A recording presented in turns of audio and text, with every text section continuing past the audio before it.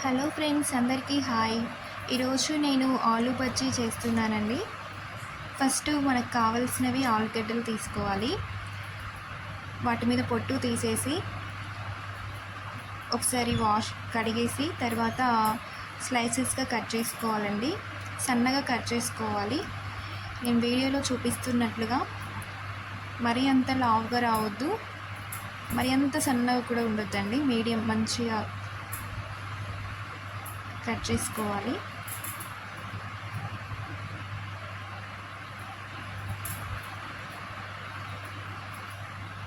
ఈ విధంగా కట్ చేసుకుంటే సరిపోతుందండి. మీడియం సైజు ఆలుగడ్డలు తీసుకున్నానండి నేనైతే. ఇంకా చిన్నవి కూడా ఉంటాయి, వాటితో కూడా చేసుకోవచ్చు. ఆ తర్వాత ఒక బౌల్ తీసుకొని అందులో శనగపిండి తీసుకోవాలి. బౌల్ అంటే కొంచెం వెడల్పు లాంటి తీసుకోవాలండి, అప్పుడే మనం కలుపుకోవడానికి బాగుంటుంది. సో మనకు కన్వీనెంట్గా ఉంటుంది.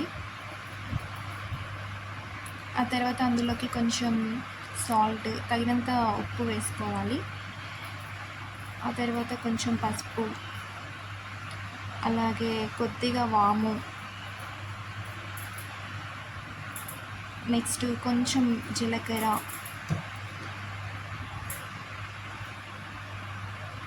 వేసుకొని ఒకసారి కలుపుకోవాలండి. అలాగే లైట్గా వంట సోడా కూడా వేసుకోవాలి.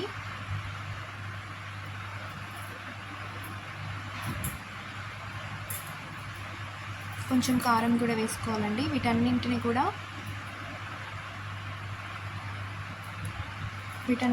మిక్స్ చేసుకొని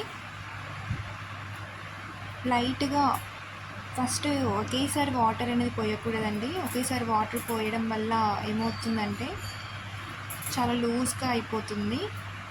అప్పుడు మనం ఆలు బజ్జీ రాదు. సో అందువల్ల ఫస్ట్ మాత్రం కొంచెమే తీసుకొని, కొన్ని వాటర్ మాత్రమే తీసుకొని, వీడియోలో చూపిస్తున్నట్లుగా కొంచెం కొంచెం తీసుకుంటూ,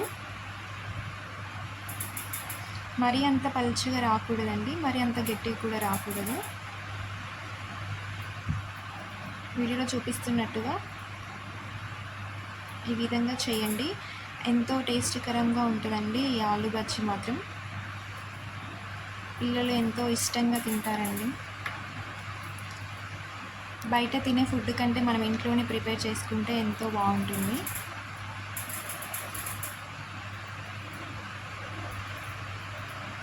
సో ఈ విధంగా ఉంటే సరిపోతుందండి.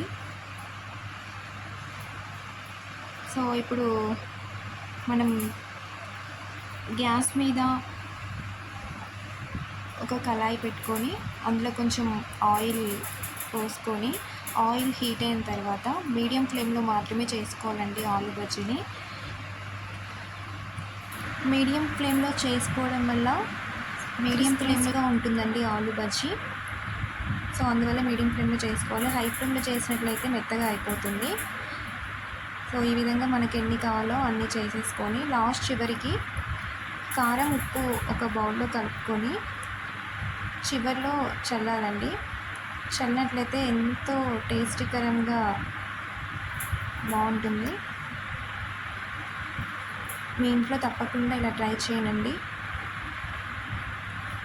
పిల్లలకి ఎంతో నచ్చుతుంది, పెద్దవారు కూడా చాలా ఇష్టంగా తింటారండి. స్నాక్స్కి ఈవినింగ్ స్నాక్స్కి బాగుంటుందండి.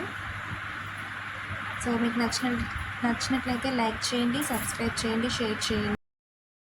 ఎంతో టేస్టీకరమైనటువంటి ఆలు బజ్జీ రెడీ అయిపోయిందండి. థ్యాంక్ యూ అండి.